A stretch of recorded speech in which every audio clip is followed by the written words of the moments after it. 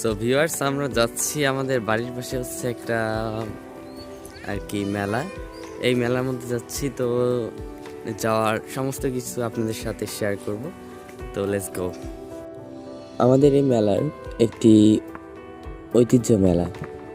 মূলত এই মেলা হচ্ছে রাজপুর ইউনিয়নের একটি তীরবর্তী অংশে এই মেলাটি অনুষ্ঠিত হয়। এই মেলার একটি মাত্র বিশেষত্ব হচ্ছে এই মেলায় হিন্দু ধর্ম অবলম্বীদের মেলার শুরুতেই অর্থাৎ সকালবেলা তাদের স্নান করতে দেখা যায়। মূলত প্রত্যেক বছরের ন্যায় এই স্নানটি হয়ে থাকে।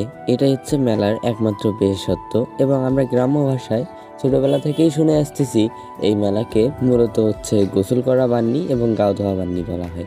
তো কথা বলতে বলতেই চলে আসলাম মেলার হচ্ছে মাঠ প্রাঙ্গণে।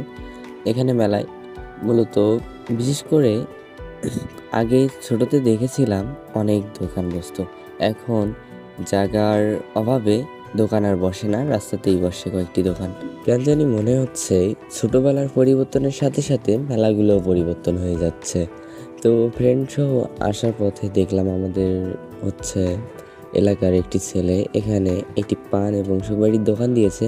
তো ওই তো আমরা পান এবং সুপারি নিয়ে নিলাম যে খাওয়ার জন্যে, যেহেতু হচ্ছে ওর দোকান থেকে নিলে একটু বেশি নিতে পারবো তাই। তো আমরা দেখতে দেখতে আরেকটু চলে আসলাম। আসার পরে দেখলাম হচ্ছে এখানে একটি তরমুজ ব্যবসায়ী